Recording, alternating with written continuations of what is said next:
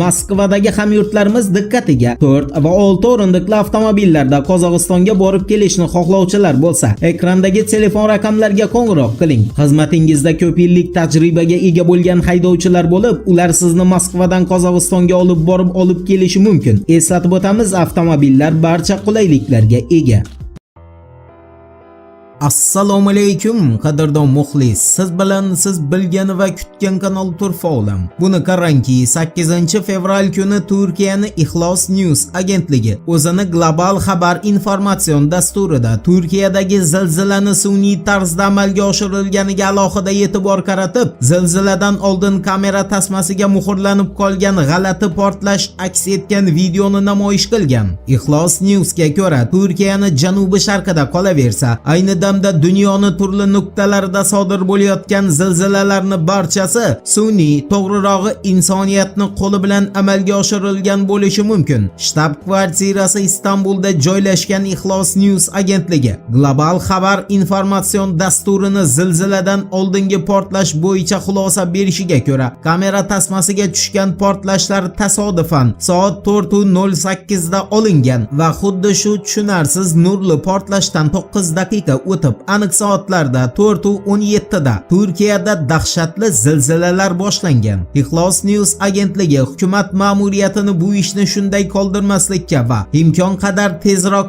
ish ochishga chaqirgan. Endi Turkiya prezidenti Recep Tayyip Erdo'g'anning zilzila bilan bog'liq tungi bayonotiga to'xtalamiz. Recep Tayyip Erdo'g'anning zilzila oqibatlarini bartaraf qilish bosh shtabida bergan bayonotiga ko'ra, 8-fevral soat 22:00 ga qadar Turkiyada zilzilalar oqibatida umumiy 9057 nafar kishi halok bo'lgan va 52979 nafar kishi jarohat olgan. Erdo'g'anning urg'u berishiga ko'ra, 8-fevralgacha aniqlangan sonlarga ko'ra, Turkiyada zilzila natijasida 6444 ta bino qulagan. Insonlarning o'limiga esa aynan mazkur binolarning sifatsiz qurilgani sabab bo'lgan. Bundan shunday xulosaga kelish mumkinki, zilzila oqibatlari bartaraf qilingandan so'ng Turkiyada jinoiy javobgarlikka tortilib qamalib ketadigan tadbirkor va arxitektorlar soni hozircha 6444 nafarni tashkil qiladi. Bu sonlarning oshishiga shubha qilmasligimizni eslatib,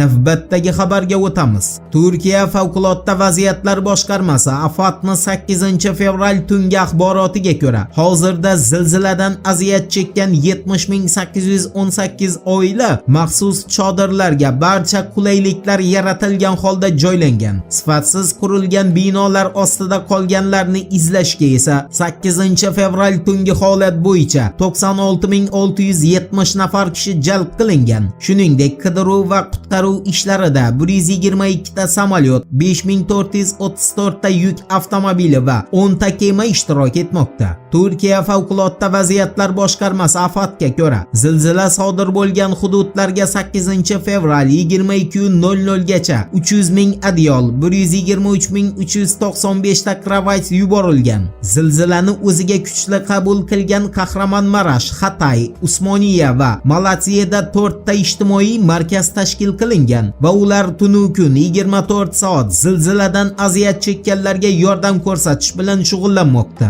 Endi shu yerda bir savol tug'iladi. Zilzila faqat Turkiyada emas, balki Suriyada ham ayanchli oqibatlar qoldirdi. Suriyaga kim yordam bermoqda? Ular yakkalanib qoldimi yoki tashlab qo'yildimi? Javob beramiz, yo'q. Suriyaga Amerika Qo'shma Shtatlaridan boshqa, shu so'zni urg'u berib takrorlaymiz, Amerika Qo'shma Shtatlaridan boshqa yerdagi barcha davlat yashin tezligida yordam ko'rsatmoqda. Amerika Qo'shma Shtatlari esa 8-fevral kuni rasman Suriyaga u yerda Putinning odami Bashar Asad o'tirgani uchun yordam qo'lini cho'zmasligini ma'lum qildi. Bu haqda bayonot bergan Amerika Qo'shma Shtatlari davlat kotibi Antony Blinkenning bildirishiga ko'ra, nima emish? Washington bunday sharoitda Suriyaga yordam beradi, ammo Bashar Asad boshqaruvidagi yerlarga emas. Amerika Qo'shma Shtatlari Suriyani qonga botirib, uni neftini to'g'ridan to'g'ri o'zlashtirib sotayotganda diqqat qiling. Bu Bashar Asadning rejimi demagandi. Bilmaganlar va unutganlar uchun eslatma.